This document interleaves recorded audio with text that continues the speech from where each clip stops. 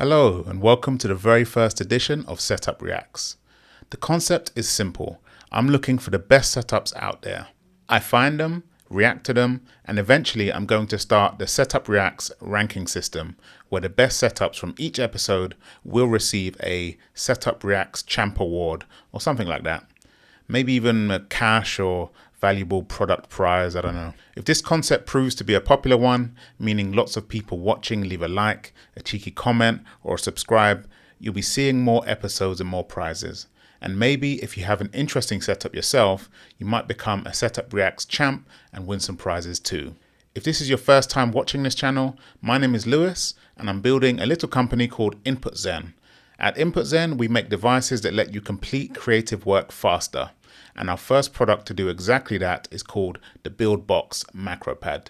It's a completely new MacroPad device. Rules and clarifications.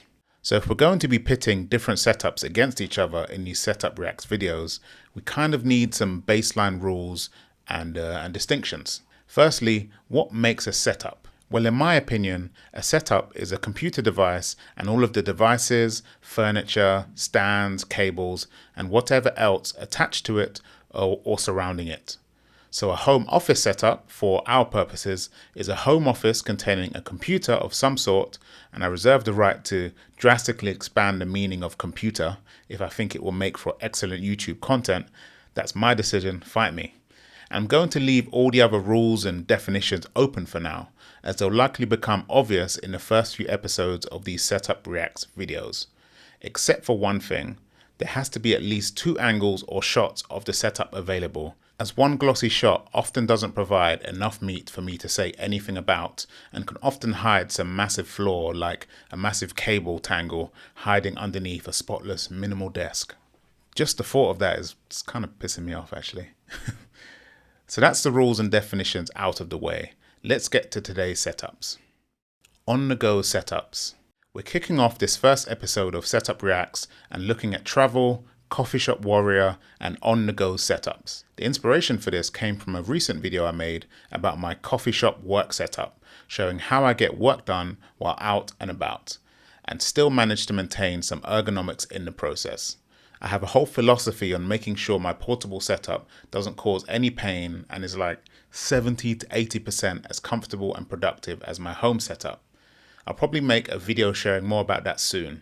All of these setups claim to be optimized for working while at coffee shops or co-working spaces or hotel rooms while you're traveling. In short, these are all portable setups and some prioritize ergonomics while others prioritize screen space, weight savings, portability, and other things.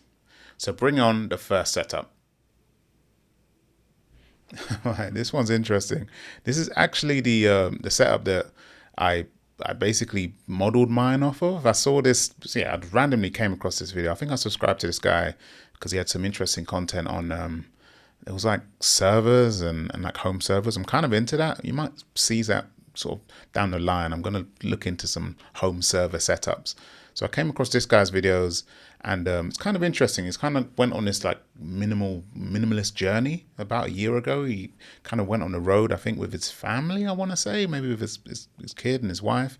He sort of created this sort of ergonomic, sort of like a very, I don't know, it's like speaking my language, essentially. It's a very optimized setup. We're going to watch a little bit of this. And see what we can take from it. I'm going to react to it. All right, let's go. This is my portable go anywhere office setup. In previous videos, you probably would have seen that I had this custom standing desk that I actually made from a countertop from Home Depot, believe it or not.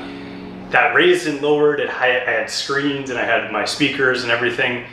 But I'm in the midst of a bit of a downsizing in my life. I want to be more portable. I want to be able to go places. And this seemed like a perfect middle ground between that huge desk.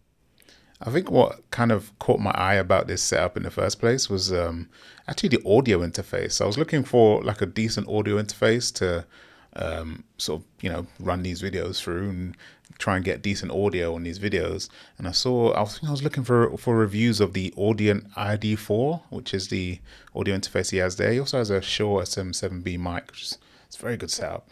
And yeah, I was kind of shocked at how like, oh, it's quite portable. So I saw that, I was like, oh, I like this, and I just kind of stole it. Borrowed.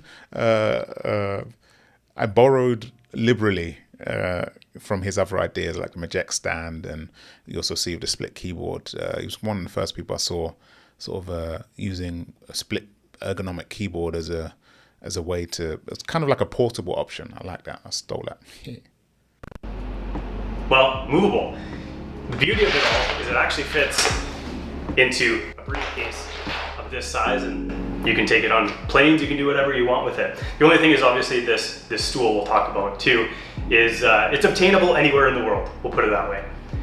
So in this video we'll talk about the setup, what I've got going on, and why I'm sitting on the floor. Something that I never thought I would do, but I'm digging it. Let's get into it. So the brains behind the operation is this T14 Gen 3 ThinkPad. It's running a Ryzen 7 and it has 32 gigs of RAM and it's mighty powerful. The thing is that this is really what makes the difference. This thing called a... Just a quick note before he gets into talking about the actual stand, which is a great product, by the way, recommend it. I have one myself. He's actually using a ThinkPad T14, which is basically top of the line ThinkPad. I think they have like, or they used to, I haven't looked at the latest ThinkPad models, but when I was looking, it's like top of the line, like multi-core CPUs. It's basically like a desktop replacement. So when I say ThinkPad, I'm talking about his laptop, by the way. So yeah, his laptop is a ThinkPad T14, or P14 or T14. I think it's either way. It's like the top of the line ThinkPad laptop. Very nice, very powerful. And I think he's running Linux. I've seen some of his other videos on his channel. I think he's running a Linux setup. And I think for Linux, generally speaking, the ThinkPad laptops are basically the best laptops you can get for Linux purposes. I used to have a X1 Carbon. I still have it actually. It's kind of, I'm planning to use it as like a backup laptop. Very good laptops, very well built, very durable. They're not no laptops waterproof that I've seen, but it's, you know, like you can kind of, sometimes with the Apple products, they can be a little bit fragile. I have a MacBook Air myself, and it's a little bit fragile. I actually destroyed an old MacBook Air laptop that I had because, I was living in humid countries, and it burnt out the main board. I think it was the main board on it, not the motherboard, but yeah, like this very important unit. And so I was in Germany at the time. I took it to the Apple store and they were like, well, we can replace the whole thing, but it'll cost the same price as a new laptop essentially. So after that happened, I actually moved to Linux. My first Linux laptop, I bought an old ThinkPad X250, I want to say. X220, very old laptop, but beautiful. Put Linux on it, and that kind of started off my Linux journey.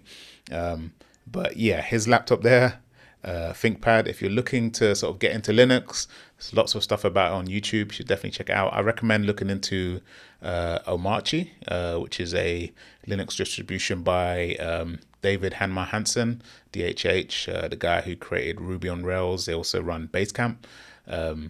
He created his own distribution, which is based on Arch Linux.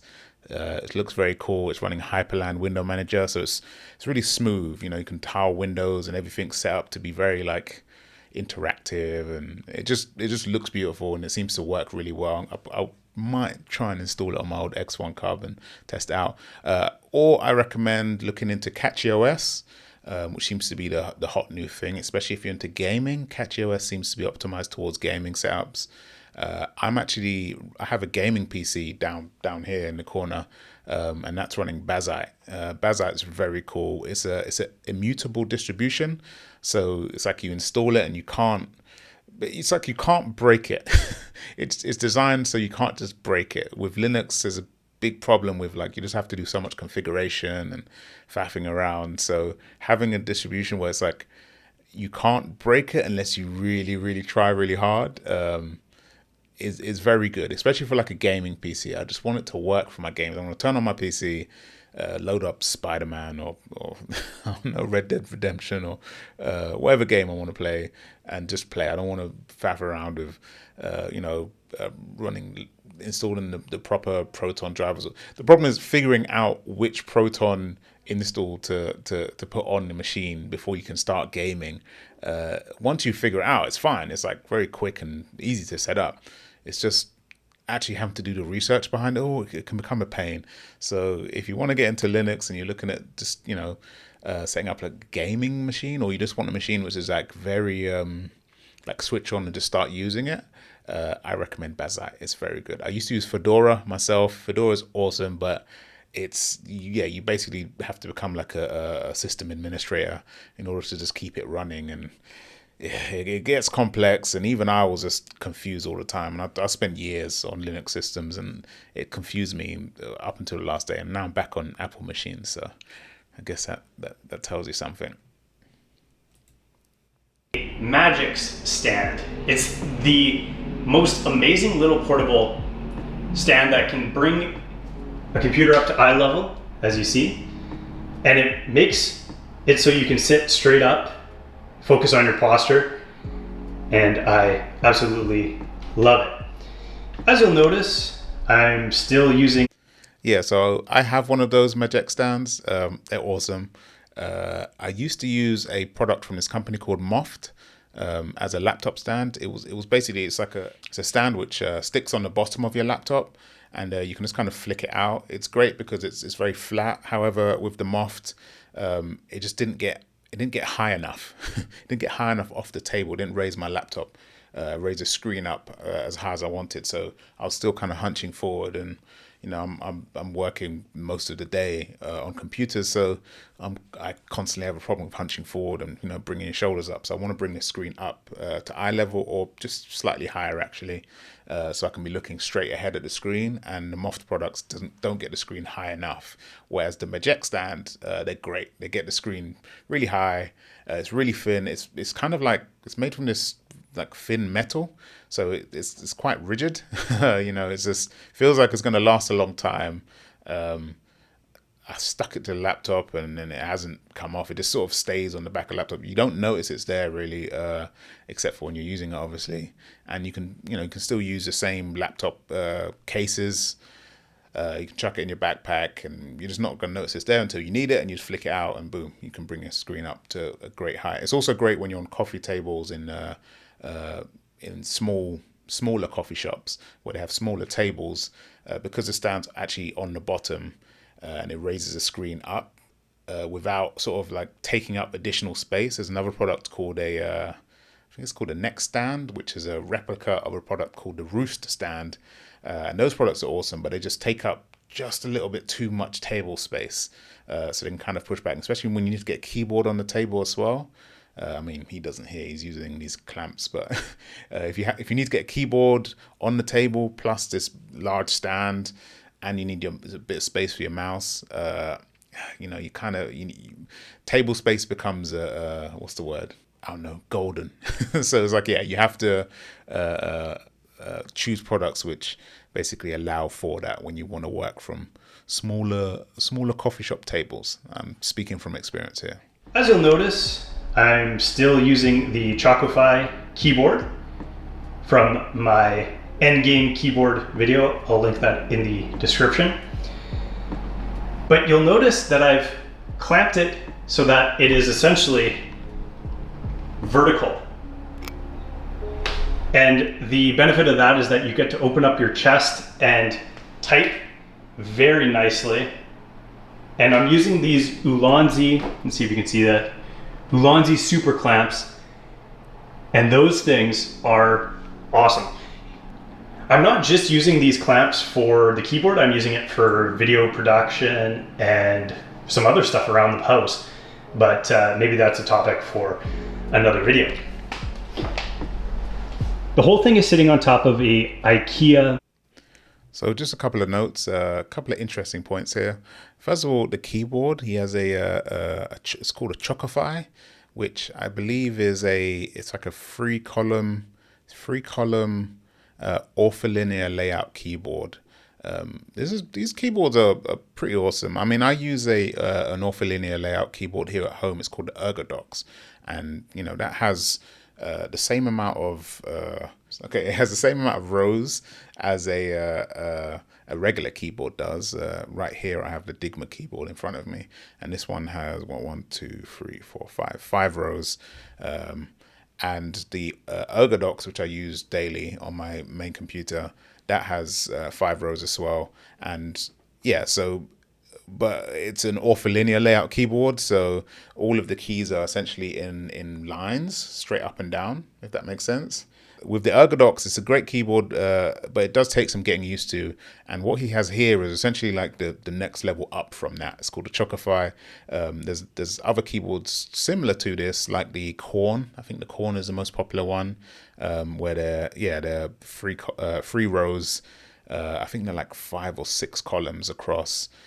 So it's like you have somewhere around like 36 keys, I think, on the Chocify. Very small.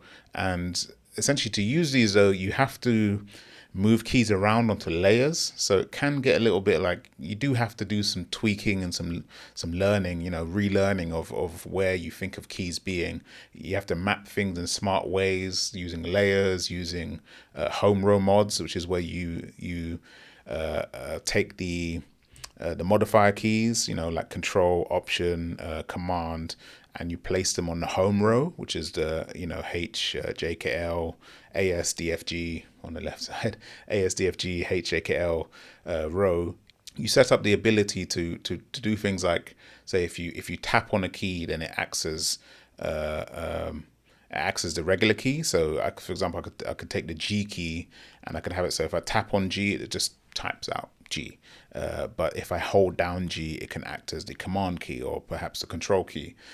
So you're taking, you have less keys and you're essentially trying to get as much as you can out of a few amount of keys. The beauty of this is that you really don't have to move your hands very much at all. The movement is very minimal. You're not constantly stretching your fingers out, out and around and doing finger gymnastics. Essentially, you're just keeping your hands generally around the home row and just moving one row up, one row down in straight lines as well, because it's ortholinear layout. That's what makes these ortholinear split. I think they're called Ergo. There's a subreddit for them called Ergo Mech Keyboards. Yeah, that's what makes these so popular, though, is just the fact that you just really don't have to move your hands around, which for programmers, I believe, is supposed to be very handy, even, for writers. But you do have to relearn everything you kind of know about typing if you're just used to regular keyboards, like your Logitech keyboard, which is just one box. You have to relearn all of that, and it will take you a couple of weeks to get probably back to somewhere around like 70 to 80% of your typical word per minute measure on your keyboard. So great keyboards, very good for your fingers, very, very good at reducing RSI. Also, a lot of them are kind of like handmade. A lot of them, some of them you have to, you go to like a GitHub project and you download the PCB files and you send it off to somewhere like PCBWay or JLC PCB, and they custom make the PCBs for you, and then you maybe a 3D printer case, you buy some keycaps. Sometimes you can even 3D print keycaps. So the whole thing ends up being this like really, kind of like not a hobby project, but yeah, it kind of becomes like a what's the word? It's like a craft. Your keyboard, it's just you build the thing yourself, so it feels like it's like a labor of love. So that's why I think people love these keyboards so much. They're kind of niche, but they're also the people who are into the niche, like myself, really get into the niche. And yeah, it's a deep rabbit hole. So if you've got enough hobbies, I don't know, tread lightly with this one. You might get sucked into it and end up spending hundreds of dollars and months of your life just building keyboards and testing out different keycaps and switches and I don't know, ordering different PCBs from China. All right, it's gonna be fun, but it's also just be prepared. That's all I'm trying to warn you about. Also, he's using these clamps, which these are used for photography.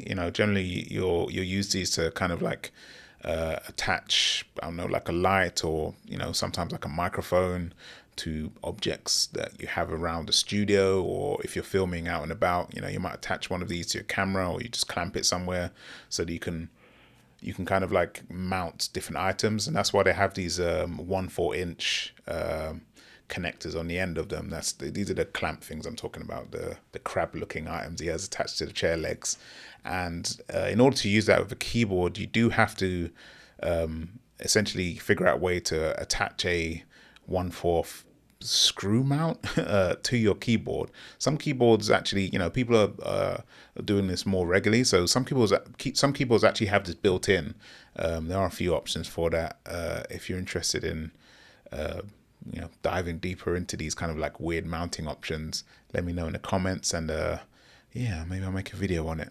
But yeah, it's an interesting way to mount your keyboard, just have it there on legs. He has his keyboards both like a sort of like almost like a 90-degree angle, so it's like you're kind of typing like this, which you know, if you have the right sort of setup like he has here, it's a very simple setup. It's pretty smart, where essentially you have the keys kind of resting at this very like natural angle, so it almost feels like your hands are just, you know, like kind of just resting by your side, not up here obviously, but you know, down here by your waist, and you're kind of typing, so you know, your hands are in a natural handshake position, and you're just typing right there. It's very I've tried tenting like this. You have to get used to it, because it's such an extreme angle, and you can't see what you're typing. So essentially, you know, you have to be a touch typist, and a pretty good one, in order for it to work. But it's super comfortable if you can find a setup that works for you, and getting it to work for you can take a lot of tweaking and a lot of experimentation.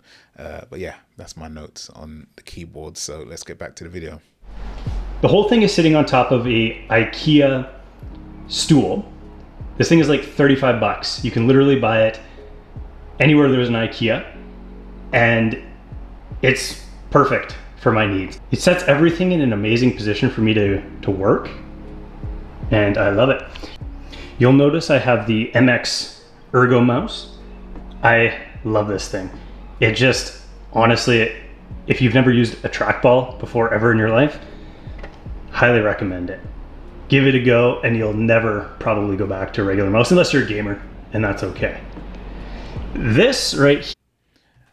Just a note on this mouse. I actually have a version of this mouse. I have the Logitech Ergo, I think it's called the M575.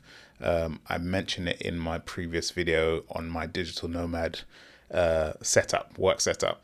And it's a great mouse. I've never used a thumb trackball before, but these are both thumb trackballs.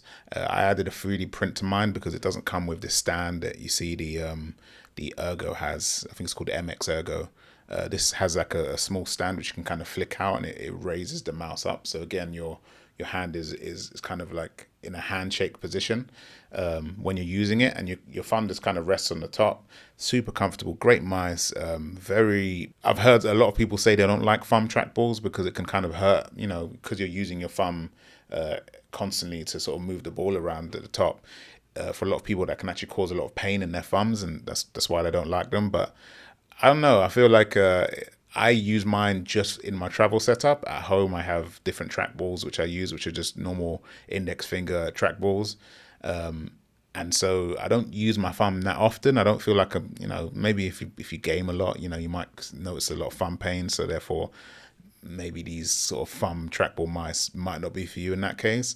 But if you're just a regular computer user, I think switching to a thumb trackball, I was surprised at how comfortable they are, and they're also great like as a portable option, just because they're quite small. The ball doesn't fall out, as weird as that sounds. With other trackballs, some of them the ball is just kind of like resting in there. So when you move it around or chuck it in your backpack, you might pull the mouse out of your backpack and it's just missing the ball. So these mice are great because the ball kind of stays in there. You can push it out with a little bit of force just to clean it. You're going to need to clean it once a month or so. But yeah, great mice. Highly recommend it. This right here is my audio interface. I'm going to get it to focus here. The Audient ID4 Mark II, I believe it's called. And this is what my mic, which is a Shure SM7B, plugs into. as well as my headphones, which are the Moondrop Katos. I did an unboxing of those a few years back, and they are the most amazing, pretty budget level headphones, but they're awesome. Everything is plugged into my computer via USB-C up here, and is sitting on a Ulanzi MT28 carbon tripod. And this thing is used so much in my life. Like I use this for steadying my phone. I use this as a tripod for cameras. And obviously right here, I use it to hold up my, my microphone. If you can see over here, I have a Anker 120 watt, that's actually a 100 watt charger, but that's what I plug this into, and it just runs everything without any issue whatsoever. Let's talk about why I'm sitting on the floor. Before he gets into the stuff about the floor sitting, which, you know, I think is, I don't know, for me personally, that's like a next level step. I just want a couple of notes actually, which I'm just noticing now. I didn't notice this the first time. I did notice it, but I didn't really pay attention. The first time I watched this video is, so this setup seems to be more sort of like optimized for someone who's, it's like a travel setup, but it's someone if you're doing like overland travel, you know, if you're just doing a long road trip, or, you know, maybe you're doing a work trip and you're going to be staying in hotels mostly, you know, somewhere where you can kind of like take your stuff with you. Maybe, you know, maybe you just go to local IKEA if you can find one. You know, you buy the stool while you're there, and you just buy the stool just for the length of your trip. But yeah, it seems like a, you know, it's like the items themselves, which I took, the Maject stand and the keyboard and the clamps, those all seem quite portable. You're going to throw them in your backpack. But, you know, the audio interface and the microphone on the tripod stand, which is a very smart idea, by the way. I might steal that. And do need another microphone stand. Yeah, those things those seem to be more like, you know, you're trying to take your home setup on the road with you. So I could see it being very useful for that. But yeah, just something to keep in mind. You know, maybe just take components of this setup and, you know, utilize it in your own setup if you're looking for something more portable, or, you know, if you are going to be sort of staying in places for, you know, longer times and you need a more permanent setup, you could steal, you know, the stool idea and use the clamps and even have like a whole audio interface. You know, you could even bring second screens into a setup like this. It's got quite a lot of space, but it's large. You know, you're not taking this on the plane, not all the parts of it. So yeah, just something that I noted. Sitting on the floor. Let's talk about why I'm sitting on the floor. So inevitably people are going to ask, why are you sitting on the floor? Don't you have like a Herman Miller $300,000 share? And I did at one point. And the only thing is that for me, it just didn't work. I still felt like garbage every single day after getting back from work.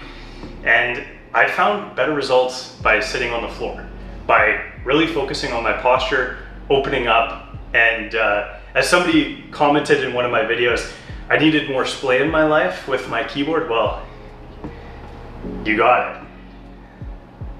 The thing about sitting on the floor is you can't sit in one position for very long. You have to continually move. So I'll just open up my legs or sit with them open like this while I'm typing, or I'll grab my foam roller and sit upright on it while I'm working like this, or with my legs crossed or whatever.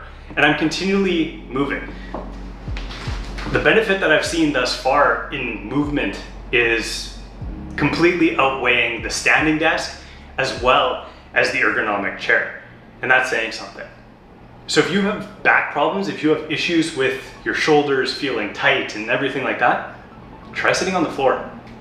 It's something that I've been experimenting with since we got here, and I think I'm going to continue with it well into the future. But yeah, that is my... All right, I think that's most of the video. That's pretty interesting. I don't know about the floor sitting, man. I'm getting flashbacks to, you know, being in primary school. I know we call it, the rest of the world, elementary school. You yeah, where you had to sit on the floor while the, read books, or the teachers talking to you. And yeah, I was always just constantly, you're supposed to sit cross-legged, and even as a little kid, I was constantly like moving from one side to the other, just trying to like, keep my legs, keep my legs awake.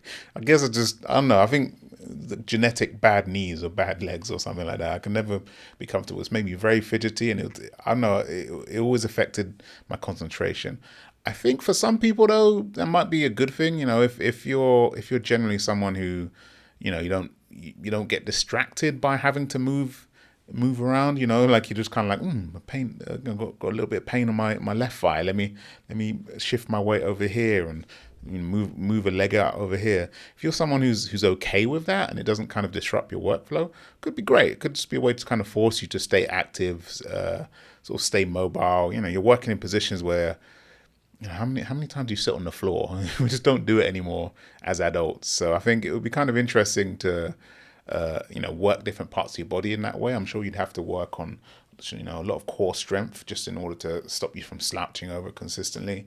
And also just from the movement, I think that would actually, it probably would actually just work, your obliques, your sides, you work different parts of your thighs, basically make your legs more active, which we don't really do when we're sitting in chairs. Your legs just kind of sort of stay in one position. They're supposed to stay in, feet flat and the proper ergonomic position. So kind of interesting sitting on the floor. I'm not going to try it, but if you do, if this is something, if you're all about the sitting on the floor life, let me know.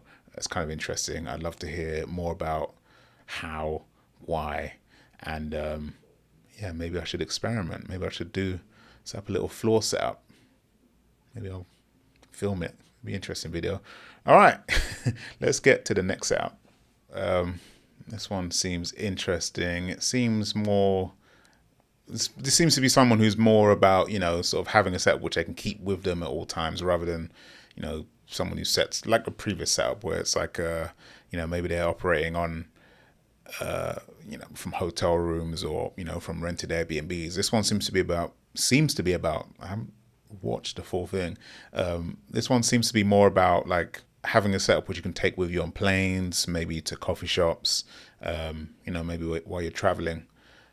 Maybe if you're a digital nomad, maybe this would be the perfect setup for you. Let's watch it and see. Basically have to work all the time, and that's why I need a way to be able to work productively on the go as well. Unfortunately, I'm also a nerd and now have a 5-monitor setup at home, so working on the go with just one monitor from my MacBook is definitely out of the question. That's why over the years I've built a portable desk setup from different parts that allows me to work on the go almost as comfortably as at home. And that's exactly what I'm going to show you in this video, and to keep things clear, I've divided everything into 3 categories. Category number 1, stuff I always have with me even if I'm only going away for a single night. First on this list we have my MacBook Pro, because of course working without a laptop on the go is a bit difficult. In my case, it's the MacBook Pro with the M3 Max, 36GB of RAM and a 1TB SSD, which is a bit small, but disk drive space is just very, very expensive at Apple. So I solved that in a different way, which I'm gonna talk about later in this. He's talking about disk drive space. Man, like RAM prices at the moment are insane. Apple seems to be, the last holdout of the, I'm going to say reasonable RAM prices. It's not reasonable. They've just always been expensive. I guess now compared to RAM prices, for PCs, or compared to like RAM prices that the other sellers are offering, Apple just seems reasonable in comparison. But yeah, RAM prices are insane. So I'm seeing his 36 gigabytes of RAM and I'm like, oh yeah, that's a sweet spot right there. I've got 8 gigabytes of RAM on this. I'm recording this on a Mac Mini and it has 8 gigabytes of RAM, which is shockingly small. And my MacBook Air also has 8 gigabytes of RAM. I'm severely RAM limited, so I see his 36 gigs and I'm like, oh man, that's a sweet spot. I will be buying a new Apple product at some point within the next couple of years, which I'm gonna go hard on the RAM, man. That's my goal. That's my dream. This hard drive space. Who cares, man? Hard drive space. Just give me the RAM, okay?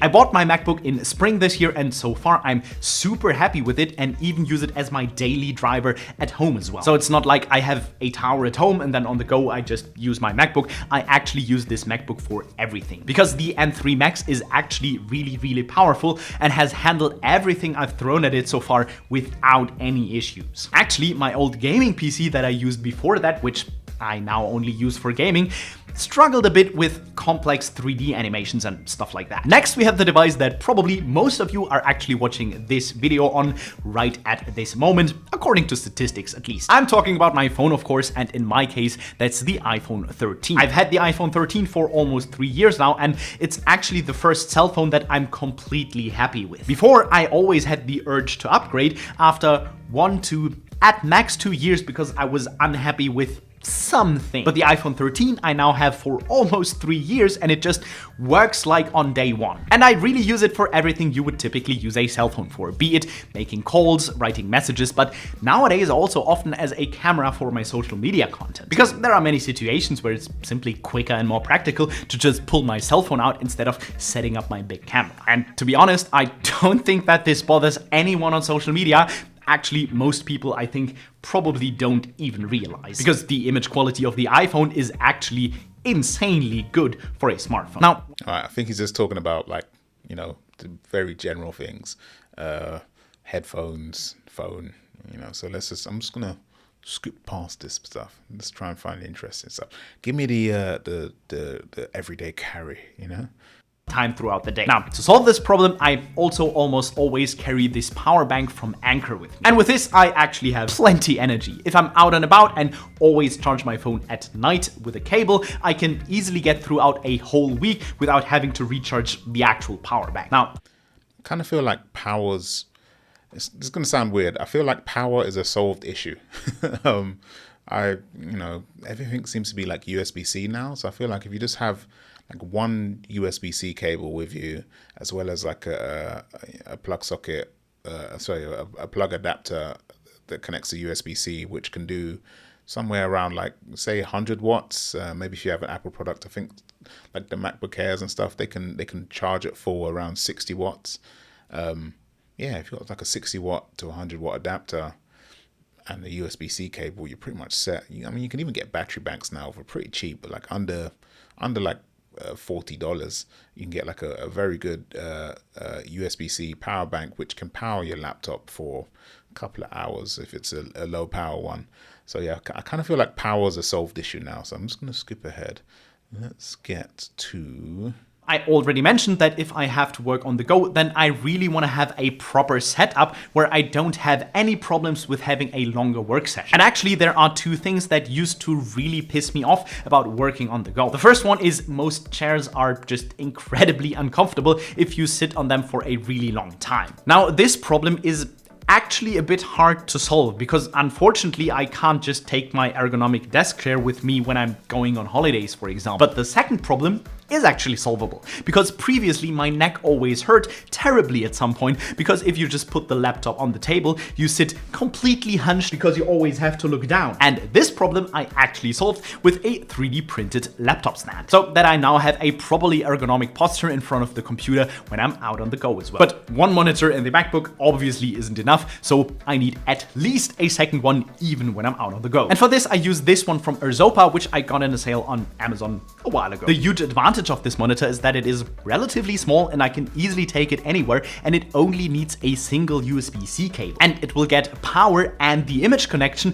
via this one single cable. And then I have the whole thing on another stand, which is actually an iPad stand, but I just put my monitor on there to have it almost the same height as my MacBook monitor. And because two screens are also not enough, I usually also have my iPad with me as a third screen. And the practical thing, I don't just have another monitor, but I actually also have an iPad, which I can use as an iPad. Well, and if the laptop is on a stand all the time, then of course it would be incredibly impractical to use the keyboard and touchpad directly on the MacBook, which is why I actually use exactly the same devices as at home. As a keyboard, that's my beloved Akko Black & Gold, which is a mechanical keyboard, which is small, cute and handy, but still has arrow keys, that was important to me, and it still has the great haptic feeling of a mechanical keyboard. And the size is plenty enough at home, and it's also plenty enough when I'm on the go. And as a mouse, I use the MX Master 3S. I have actually tried out a lot of mice over the past 15 years or something, and this one is by far the best. I really find it incredibly practical, especially for use directly with macOS, because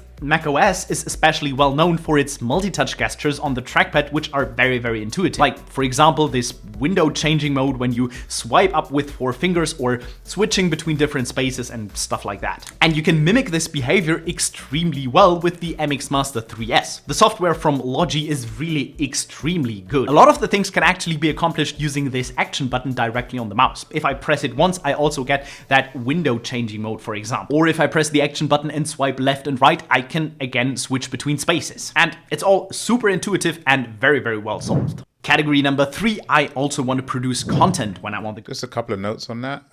Super interesting. A couple of things I liked. I loved his 3D printed laptop stand. That's very smart. I actually used to, I was traveling around Morocco years ago. It's like 10 years ago now.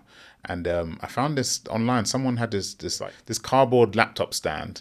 So it was a laptop stand which you kind of like this, you print it out onto a piece of paper and you trace that design onto a piece of cardboard, and you kind of just made this stand. It kind of works similar to what he has there, just slotted together in multiple places, and it was quite rigid. Great design. I'll try and find it if anyone's interested. Just leave a comment down below if you're interested. I'll try and dig it up. That was a great little invention. Yeah, I'd love to use it again. His 3D printed version, way cleaner. Yeah, very smart. I like how it just sort of, folds down into these 2 little pieces.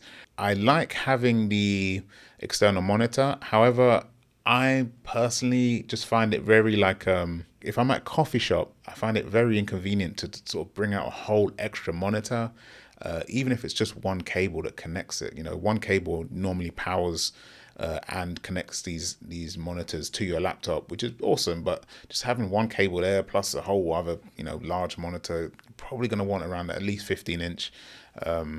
I think I have a 16-inch Arzopa monitor as well, portable monitor. And they're just a little bit too big to carry around for sort of day-to-day use. However, if I'm going on a longer trip and, again, I'm in a hotel room, an Airbnb, so I'm kind of trying to, create like a work setup away from home, it is very handy to have the extra monitor there. I know some people they just can't do work on a single monitor. So it can be handy, especially if you're doing things like video editing.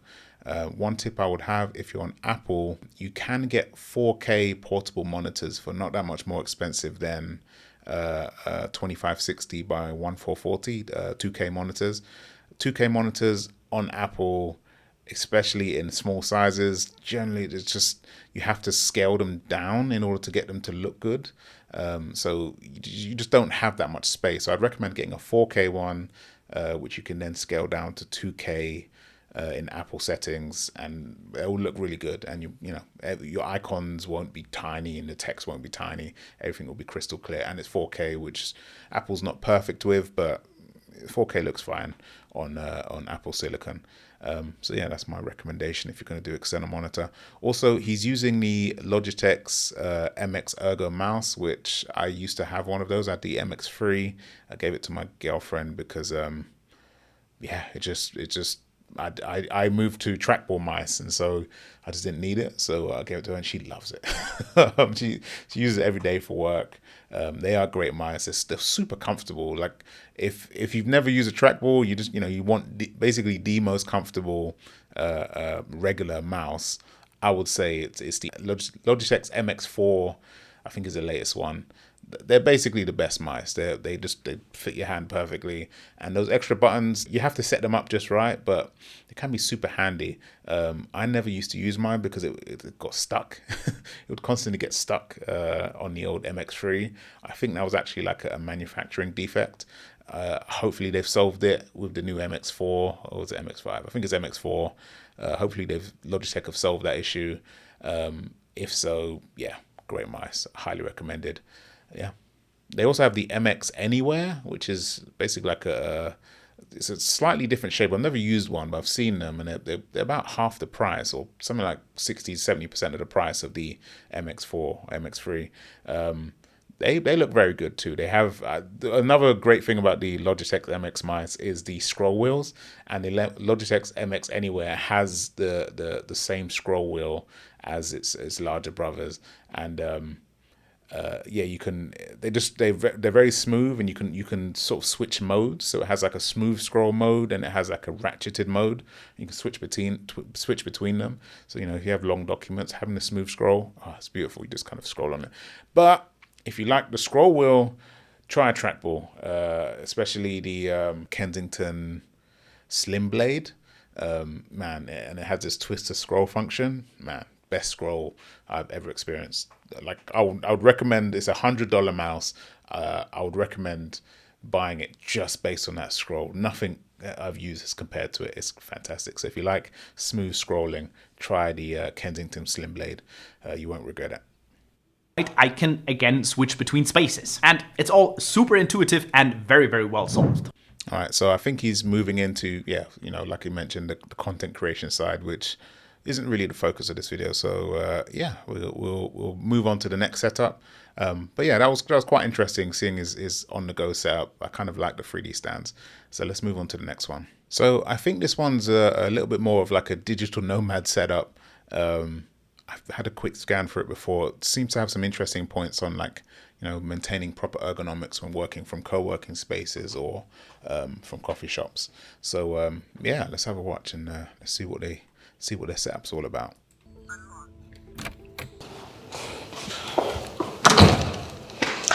I'm traveling right now, which means that I don't have access to my regular home setup where I have everything set up ergonomically. This is generally a typical work setup that people have on the go. It's minimal, but it's not exactly good. You have bad posture, bad positioning. It gets uncomfortable after a while, especially if you're traveling long-term. Elevated shoulders, you have a low laptop, you're looking downwards like this. It's very likely that you start slouching like this and working, and your body's gonna really start to feel it, and you're gonna regret it, and it's gonna make work more unpleasant.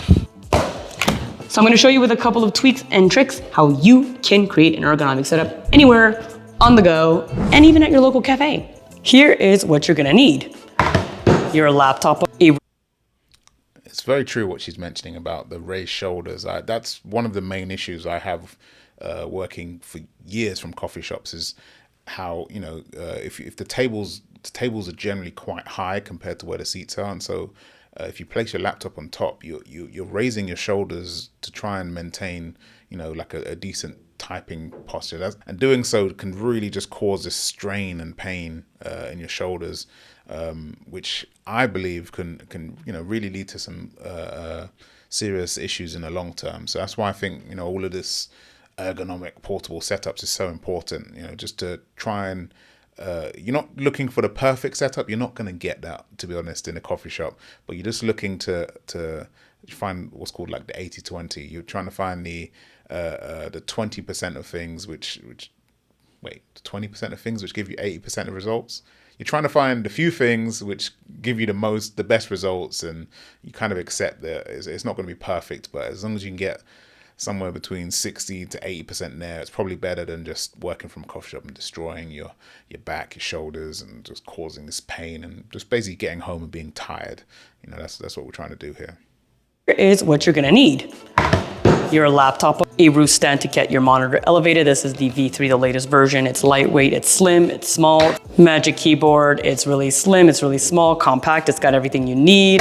Long battery life, and an ergonomic mouse. This is the Logitech Lift. It's great for small, even medium hands. I'll link other ones that are good for medium, large hands, and other versions that I really like in the description down below. And if you purchase it using my affiliate links, it'll help support the channel at no extra cost to you, and I'll send you some good karma. Take what makes sense for you for this video and tweak as necessary. You may not be able to get a perfect ergonomic setup, but you're gonna have a way better setup than you started with. Scope out the space and see if there's any low tables. Most tables are actually too high to comfortably work on for the average human, especially if you're on the short shoulder side, and see if there's any tables where you could possibly use something as a footrest too. If you have multiple chairs to choose from, see if you prefer chairs with adjustments, see if there are smaller chairs that have less seat depth, anything that basically will allow you to have your back comfortably sitting on the backrest, feet flat on the ground as much as possible, or have some sort of support.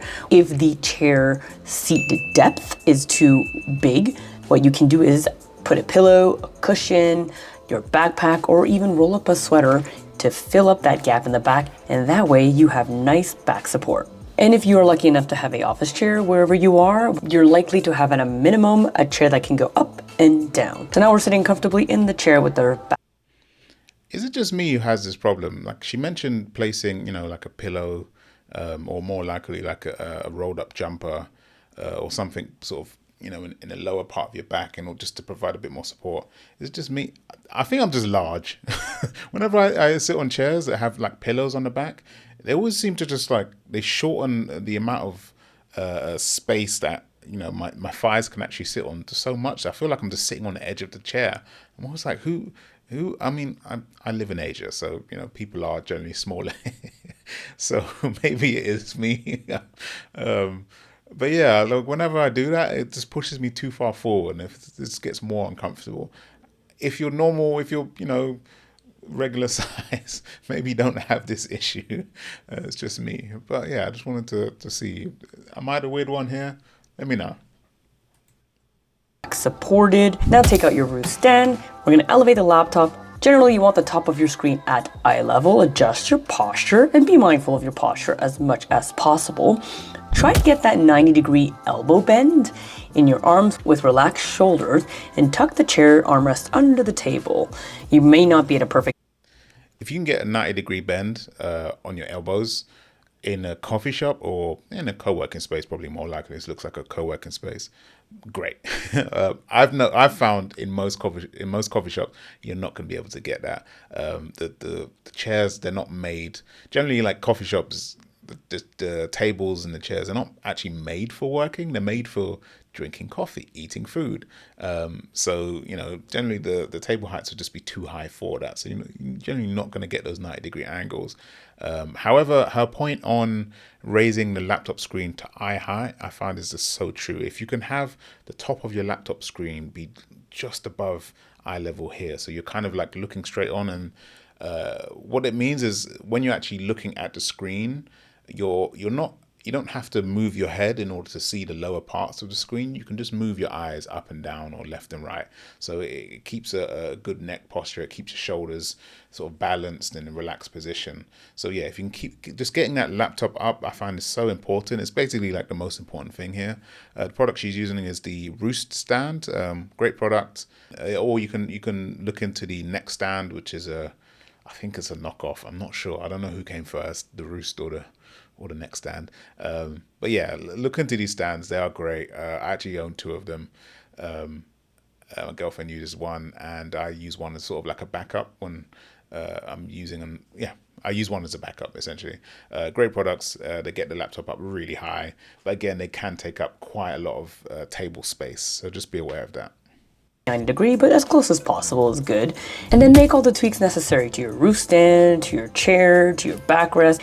And since your laptop is elevated, you're of course going to need a separate keyboard to now work on, and an ergonomic mouse, which will help reduce tension by having your arm in a more neutral, natural, and comfortable position. That's the end of a workday for me. I love how easy, compact, and portable this system is, and that you can apply most, if not all, of these tips whenever you're working on the go.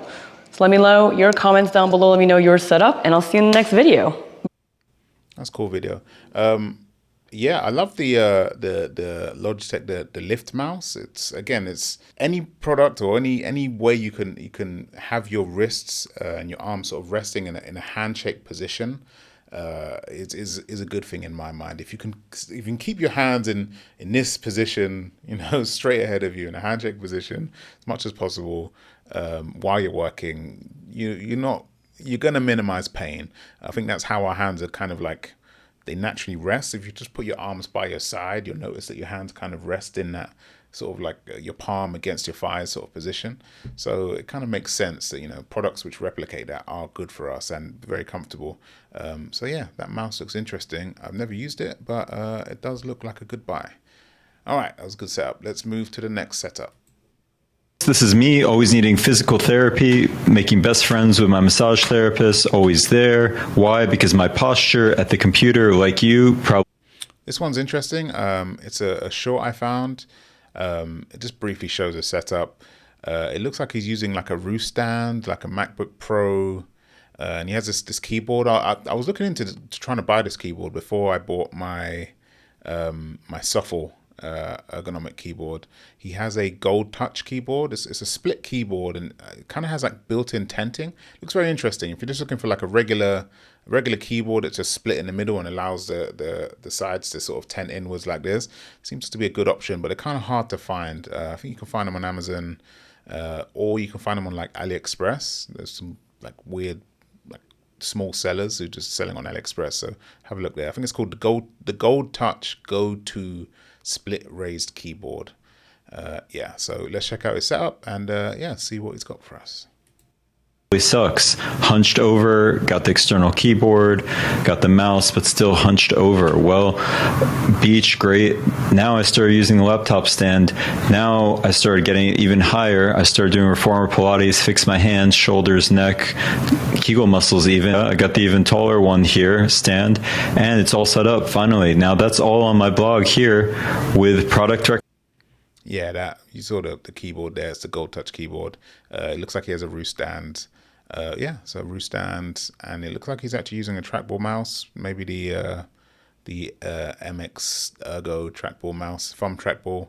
Yeah, pretty decent little setup. I thought that was interesting. I thought I'd just share that with you quickly. Let's move on to the next setup. So this one's interesting. It's another short. I think what was interesting about this is just that he has an external monitor above like a MacBook Pro. But I just found the placement of the external monitor to be interesting. It seems to be like a, I don't know, some sort of stand product which sort of brings the monitor up above the MacBook Pro, which is kind of an interesting setup. I just wanted to show this to you. Yeah, let me know what you think.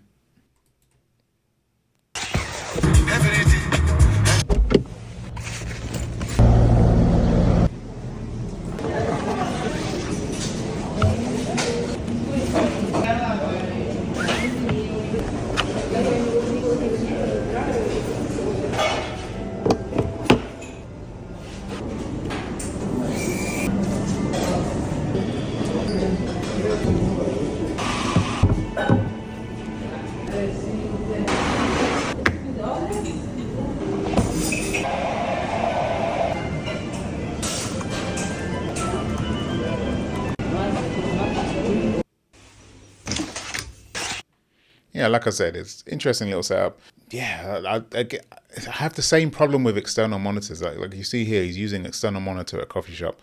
I don't know, it might just be me, but I just feel like sort of whipping out a whole a whole external monitor. It's just so kind of massive. If you're in like a coffee shop where there's no one else working, I just feel a little bit obnoxious. This might just be, I'm British, so you know we get embarrassed about weird things.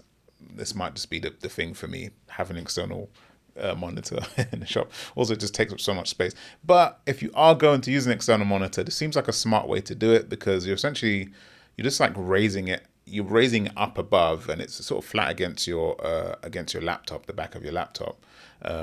So it's actually not taking up too much table space. So it actually seems like it's quite an efficient setup. It looks like he has the MX4 mouse or MX3, I'm not sure. And he has one of these, I think they're called the Carpio. It's like a palm rest, which you sort of place by your mouse. They're made for gamers. Interesting little products. I've never tried them, but they seem kind of interesting. Interesting way to kind of like, I think it just raises up your wrist a little bit. I'm not sure how good the ergonomics are on them. It might just be a gimmick. It might work. I don't know. But yeah, interesting little setup. If you're going to do external monitor setup, this is probably an interesting way to do it.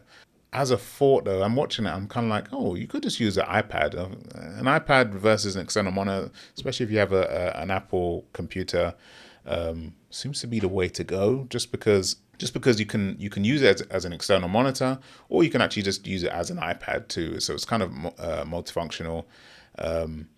And yeah, would it allow touch input for Apple? I'm not sure. I don't have an iPad, so I don't know. But yeah, an iPad could be a good alternative to an external monitor, especially if you have a slightly older one lying around, which a lot of people seem to do. That's why I don't have one, because I'm pretty sure I'll just turn into one of those people who's like, oh yeah, I've got an iPad. It's been sitting in a drawer for 3 years and I never use it. But great product though. I just don't want to be one of those people. All right, let's move on to the next setup.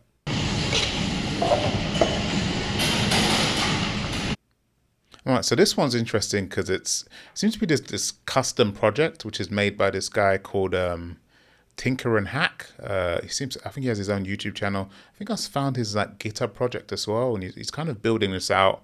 This whole little project he's building out. It's all open source, and this is like a custom ortholinear split keyboard. It's called the PS Keeb. PS Keeb. And it's a custom made 3D printed case, and the case also acts as a laptop stand, which I thought was really clever. I saw this and I was like, "Ooh, if this wasn't a 3-row or 4-row design, if this was like a regular 4 or 5-row keyboard, I might try and build this. This is interesting. They're talking my language here." So yeah, this seems to be an interesting little project this guy's building out here, and I love that it's all open source. Yeah, let's check it out. Also, yeah, he also has a track point, the little red nub that you see there. He has that built into the keyboard, which is genius because those track points, they come by default on the ThinkPad laptops, the Lenovo ThinkPad laptops, and while they're not, in my opinion, they're not the perfect like mouse pointing device. I know there's a lot of like ThinkPad fanboys who love them. They're like, oh, it's the best mouse ever made. They're not, in my opinion, they're just not that. But they are great, like kind of like quick movement devices. If you're just kind of like, scrolling a document and you just want to just click on something and you don't want to have to move all the way over to your mouse.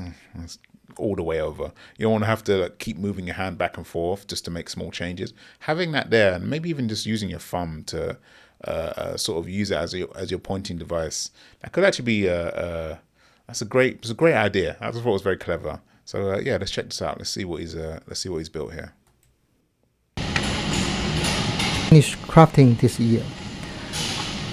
The model is called PSK5, which means it's the 5th generation design in the PSK series. So what do you think? Pretty sleek, right? I've been into ergonomic keyboards for 8 years now. At first, I was into keyboards like the Dactyl, the one with tons of keys and really unique shapes. But after using them for... I was just looking at a Dactyl. I was looking at these keyboards, these like custom built keyboards where they have this kind of like curved key well. That's where the keys essentially are supposed to be kind of like formed to the natural movement of your fingers. Your fingers kind of move in an arch when you go up and down. And nerds have developed these keyboards which are sort of optimized towards that. It's like peak, if you get into this ergonomic keyboard niche, it's a deep rabbit hole and you end up here. This is like near the final boss level. There's more sort of out there keyboards, but this is when you start entering this area, you're like, oh man, I'm deep in it now. Yeah, and so I thought it was just kind of interesting. Also, I just want to point out, I really like how high he gets the custom 3D printed laptop mount that he's built, which is essentially the case for the keyboard. I really like how high it gets the screen. It seems like a really well thought out and well designed case there. So yeah, kudos to him for that. It's very smart. Let's keep watching. I realized when I travel for work or when on vacation, it's really hard to lug this big thing around. But because I was already used to the layout, I still wanted a keyboard that can handle both my daily work and my need when traveling. So that's how the PSKey series was born. Now the P in PSKey stands for portability. So keyboards in this series are in a compact form factor. They are basically all 36 key designs and symmetrical, so they can be stacked together to reduce the space furthermore. The case is 3D printed. One advantage is that you can get really creative with the shape, and another is they are actually pretty light. Next, the S stands for split. As a seasoned programmer, I suffer from all kinds of RSI issues. So to last longer in this career, a split design is absolutely essential. Also, having a tilt is part of the ergonomic design. One thing not reflected in the series name is efficiency. Programmers are a group that naturally pursues efficiency. Plus, I'm a pretty impatient person, so this characteristic is something I consider in everything I make. It is always a hidden must-have requirement. In this keyboard series, that is reflected in the 36 key design. Why are 36 keys considered the most efficient? Let's first look at a regular keyboard. This one has a 68 key layout, which is considered relatively small form factor among mass-produced keyboards you can buy. Now, when I use a keyboard like this, I always find it is error-prone. Use my pinky to tap these keys, especially the 0, minor, and the equal keys. I often press the wrong one, even after decades of practice. Maybe my fingers are just too short. But what if we can type them without stretching our pinkies? Say, for example, when I want to input 0, I hold the space and press U for 0, and correspondingly press I for a minor sign or O for the equal sign. My chance of pressing the wrong key drops dramatically. Our fingers don't have to stretch as far. You can keep them mostly in the home row area to complete all our typing. Now, what about even fewer keys? For example, less than 36? Well, thanks to Ben Verloc, had done it for us. Where fingers can comfortably reach without being too few. Some people might wonder, how can 36 keys possibly be enough? All right. That was actually a pretty decent summary of why these ergonomic keyboards are actually quite good.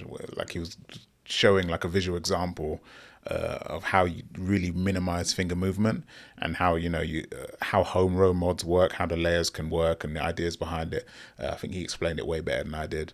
However, it seems like the rest of the video is him mostly talking about innovations in his keyboards, which are awesome. And I'm going to watch them personally, but I don't think it's necessarily about setups. It's more just nerding out on keyboards. So I'm going to move on to the next setup. Again, I think this is a great project. I love how the case has the laptop stand built in and how well that seems to work. I'll try and include a link to. I will be including links to all of the setups shown today in the description down below. So go and check those out if you're interested, and if you want to find out more about his PSKey keyboard project. It looks awesome.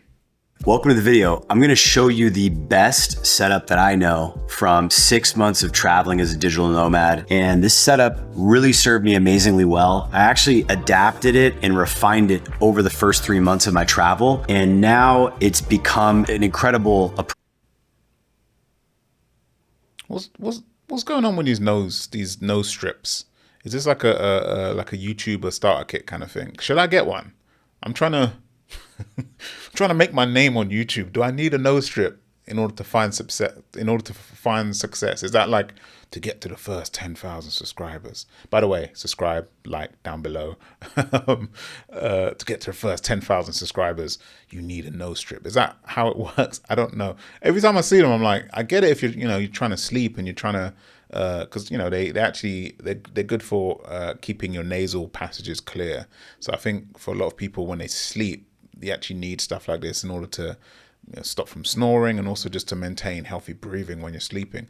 I don't get wearing them in the middle of the day, especially while you're recording a YouTube video. I don't know, maybe I'm trying not to be a hater, but I don't get it. But yeah, this setup looks interesting. That's my little rant out of the way. I like the fact that he seems to have a it says roost stand, external monitor. I want to see his keyboard setup here. So it's an interesting little foldable keyboard, which I think he's kind of using as kind of like a split keyboard. I just want to see how he's using that. So yeah, let's check this one out. My travel, and now it's become an incredible approach and way for me to travel. And so essentially I've got a dual screen setup, a 4K secondary screen that's 15.6 inches, and then both monitors are elevated so that I'm not craning down. I also have an amazing sort of Bluetooth sort of travel keyboard that is pretty ergonomic. It's actually angled. And then I have my ergo mouse. Now you can get this in left hand, right hand, whatever you prefer. But the beauty of this setup is you get both screens. You get two screens while you're working, and that's what makes it so magical. And for most people, 2 monitors is gonna be plenty for what you need. You're golden. And then the other aspect is elevating your screen. So you're not bending your eye level down to your screen. All in all, it's pretty simple. It's not expensive. And I think you're gonna find that this is the setup that will work for a lot of people. We'll put links to the description down below, but take a look at what I have and let's go through it all. All right, please ignore the craziness, but here we go with the flyby. So we have basically cable management here, which is where you put all your cables when you're traveling. You need something like this. I cannot recommend this enough. All your monitor cables, maybe your keyboard, your power adapter, your USB. I haven't spoke about this for like the whole video, but yeah, like the cable management bag, I find it kind of interesting. Like I mentioned earlier, I feel like, power problems have been solved with portable work setups just because USB-C cables sort of, everything's USB-C now. I feel like because everything is USB-C, you can kind of just carry around like a few USB-C cables. Maybe if you want a phone charger, you need like a USB-C to Lightning if you're using an old iPhone or something. Maybe you need just one of those cables. But really, like carrying around, like I think I carry 2 USB-C cables and a USB-C to Lightning cable, as well as a power brick, and that's pretty much it. Those are the only cables I carry around anymore. Previously, I used to carry around like a micro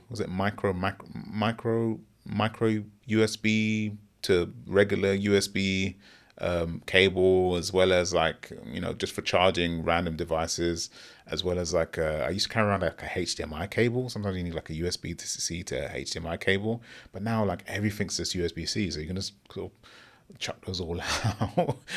Maybe it's just me. That's why I don't really cover cables and like cable management and having separate pouches and stuff for it.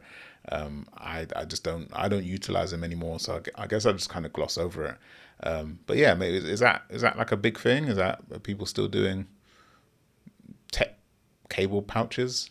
Do we need that anymore? Just carry around 2 USB-C cables. You're good, man. It's like everything's covered. All right, that's just something I noticed. Keyboard, your power adapter, your USB dongle, any sort of cables, you're gonna throw them in here, and then this thing just flips. So easy, it packs clean, you get a quick up and down, and that's all about efficiency. Then we have an old Gen 1 roost stand. I just happened to kind of keep it because I didn't want to spend another 90 bucks or 80 bucks on a new one. And I've got the Gen 2, which is better. And now they only sell the Gen 2 if I'm not mistaken. And this bad boy allows you to adjust the laptop up and down. What's beautiful about this setup is I can go in here and I can actually raise and lower the monitor. It's got tracks up to 7 degrees. So depending on the surface, the desk height, what I'm at, I can work with that. And then this keyboard actually... Okay, that Roost Gen 2 looks pretty nice. I've never seen one of these. I don't own one. But yeah, I kind of see like the knockoff version that I have, the neck stand. I see why maybe it's worth spending did you say 80 to 90 bucks? Oh, I think my knockoff version was like maybe like $10, maybe 15, something like that. It was cheap. So I don't know, but this seems to have some genuine like useful kind of like creative innovation into it. So maybe it's worth spending. I don't know. Go and check it out. Roost Stand. I think it's like rooststand.com. I think. Google it. AI it, Chat GPT it, Claude it, I don't know. Check it out. They are interesting products. I'm sure there's probably like, I don't know, someone online who's talking about how like, hey man, you know, you shouldn't use those knocked off versions. Like they're stealing from the creator. But I'm like, hey man, $90. But that's just me. Don't cancel me. Don't come for me, Roost stand people. Syncs up with the computer via Bluetooth and it flips closed. So it's golden from that perspective. Mouse, whatever. You have your preference. If you want a wireless, wired. I just like wired whenever I can find it. And then the second 4K monitor is awesome. And this is not the brightest mode. It can obviously adjust to a brighter screen. Here's the other thing with this monitor. Some monitors you're going to find they require like a janky separate power adapter. This monitor, none of that. You just have one USB-C. It powers both the power to the monitor and the actual display. So let's get into specific individual parts and I'll break it down for you. All right, first up we have the travel keyboard. This is straightforward. It's just a standard travel keyboard. It flips closed. This actually packs into the compartment over here, so I can slip this in. This is called a Bag Smart. I just got it on Amazon. I think it was like 30 bucks. This one I put up in here and then it slides right in here. I've put together kind of like the components. So I have my 110 watt charger for the MacBook Pro 16 Max. I've got the cable that goes to the charging block with the MagSafe Connect. I have the dongle here for USB-Cs to USB as well as Ethernet on the back. All right, I think this is similar to some of the previous setups we've seen. Cool setup. It seems very practical. Seems to be work for him. I wanted to see more about the keyboard, but it seems like it's just a portable Bluetooth keyboard. I think he's maybe he uses it because it's so portable. It just folds up into a small little thing. I was more interested to see if it had any sort of benefits. I utilize split keyboards. All my keyboards are split keyboards. So I just want to see if like these kind of foldable keyboards could kind of had like a secondary benefit of being like, close to split keyboards. What's so great about split keyboards, by the way, is just that by cutting your keyboard in two halves and separating them, and it allows you to rest your shoulders in like a more comfortable position. When you're using a typical keyboard, you generally, because your wrists are both sort of like coming in towards the center, it can kind of create this tightness among the back of your shoulders. I have a few friends who they had really bad like shoulder issues and shoulder strain, and switching to split keyboards essentially solves that for you. And it's the same for me. So I want to see more about that. He didn't seem to cover it, so I'm going to move on to the next setup. Okay, so this one's a Reddit post that I found. I thought this setup was kind of interesting. I think what this guy's doing is using a GPD. It's one of those mini laptops, and he's using it kind of like in tented mode. So it's like you turn the screen. I think you can flip the screen, or maybe you fold it backwards against itself. So he's kind of using the screen up close, and then he has two halves of split keyboard on either side of the screen. I like the setup just because I like those mini laptops. I want to get one. I think they're really cool. I want to get one and install Linux on them. And I think this is kind of a cool use of it. He's also using a Korn keyboard there. I mentioned the Korn keyboards before. Great keyboards. You can kind of find them on like AliExpress for quite cheap. I think if you get like a wired version, you can get them for like under $50. Great keyboards. A few like the amount of keys is just a bit too small for me. I have the Shuffle, which is basically the same keyboard but with an extra row added on top, which is the number row essentially. It just feels way more natural to me. It's similar to the Ergodox keyboard that I have here. But yeah, he has a Korn keyboard, and I like the sling, this like army sling. I like, I like this idea of having like a small laptop, which is like actually pretty powerful, but it's just tiny in form factor, like under 10 inches. Pause. Like under 10 inches.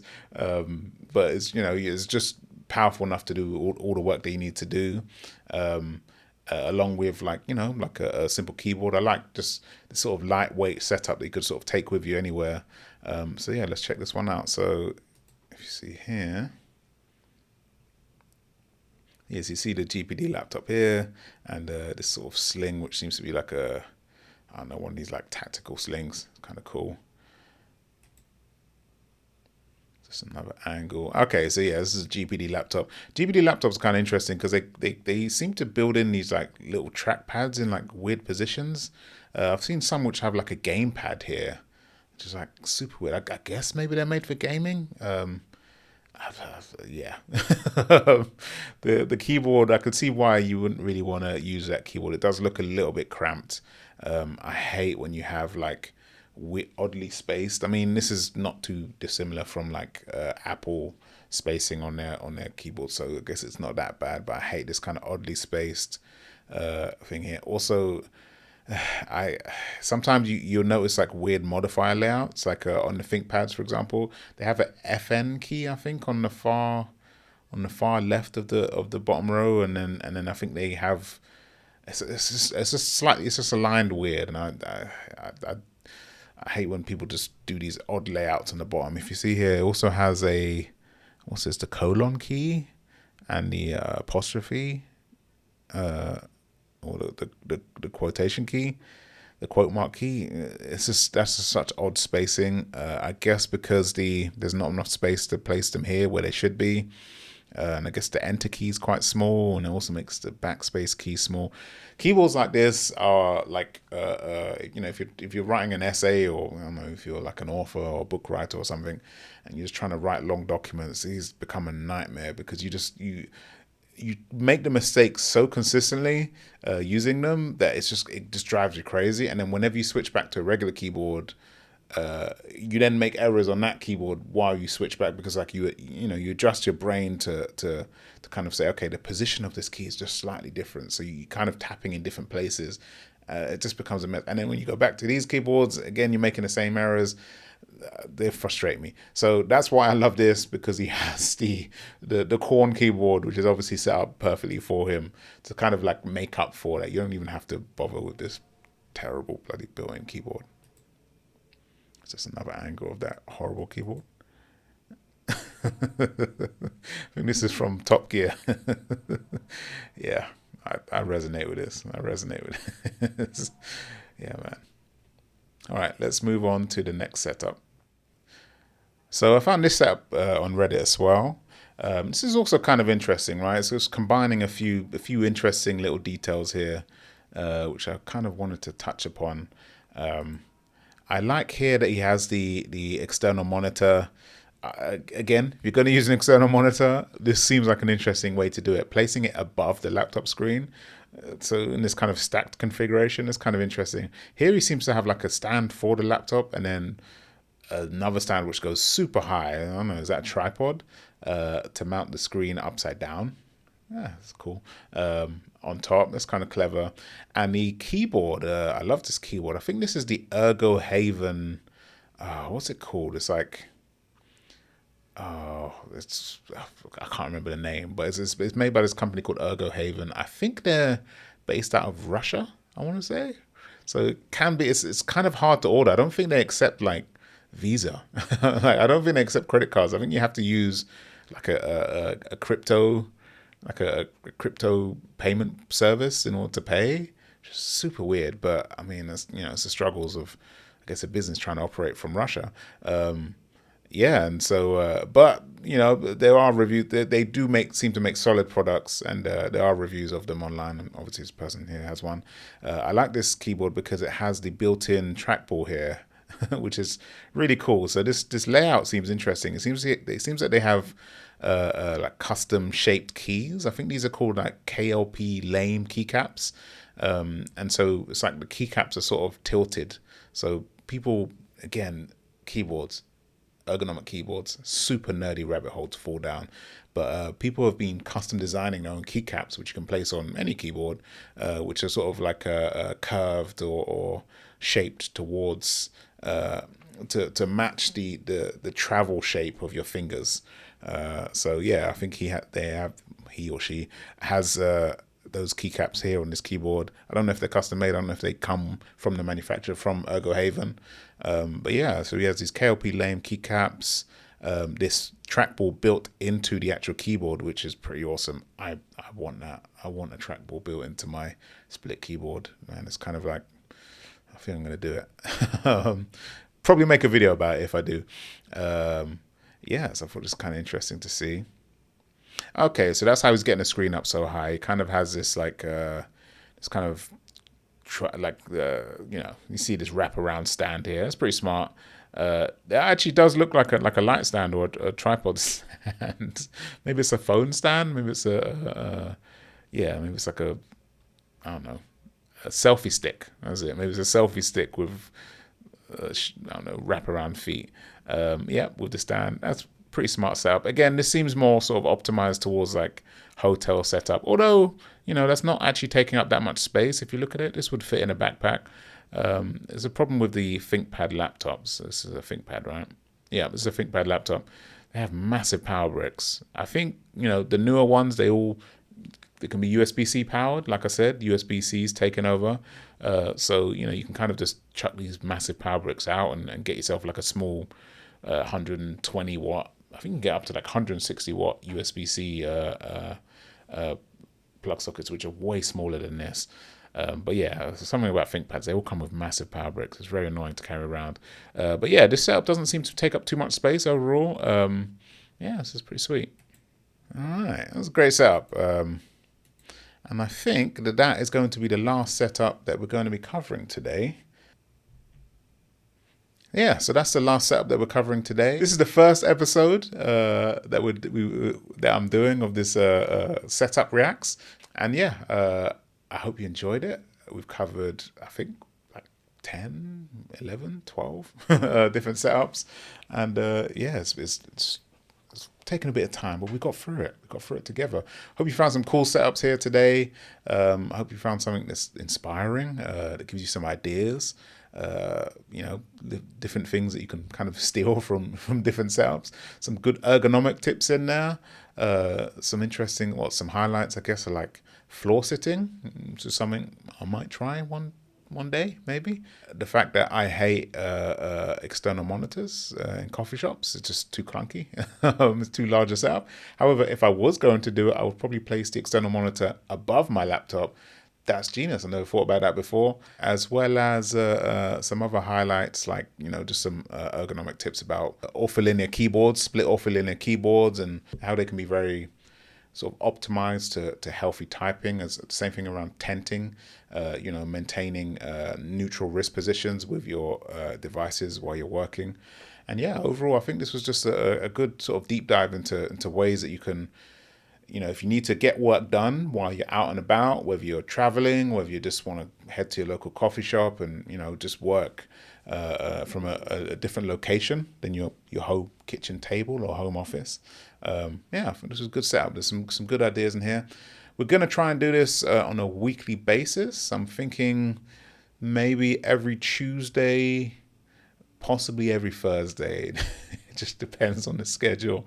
I will leave links to all of the setups that have been mentioned or videos that have been shown here today in the description down below. So if you want to dive deeper into any of them, go and check those links out. Check out the original creators. Make sure you drop a subscribe, drop us a like, subscribe to the channel. If you like this, we're going to be having way more setup react videos coming your way. Also, I'm going to be setting up a website specifically for setup reacts at setupreacts.com. If you go there, I don't know, depends when this video goes live. The site may not be up yet, but it will be up soon. And it's going to have more details about how you can potentially submit your setup to be featured here in one of these videos. That would be kind of cool to see your setups. We do plan to offer prizes and like a ranking system, maybe even have like a tournament that will, carry over multiple episodes. That would be kind of cool to see. Also, please check out InputZen at InputZen.com. It's my new keyboard business. I say keyboard. Essentially, we're creating devices that help you execute creative work faster. That's our goal. Our first product is going to be called the Build Box. It's a macro pad. It's going to have a screen on it. It's going to have one of the best styles that you've ever used. Maybe, I don't know, I can't say that. It's going to have a very good dial on it. It's going to be a Hall effect dial, so it's going to be using magnets to just get very smooth motion. It's going to be great for scrubbing through videos, audio productions, yeah, and just documents. It's just great for scrolling. So I'm really trying to create something special here, create products that can help you get your work done faster, get it done easier, just be more productive, be more happy while you're working. That's what we're trying to do. Check us out, InputZen.com, sign up to our email list. Updates are coming out, I think, every week, maybe more often. Check us out. Thank you so much for watching. I really hope you enjoyed this, and come back for the next episode of Setup Reacts. Until next time, take care. Perfect.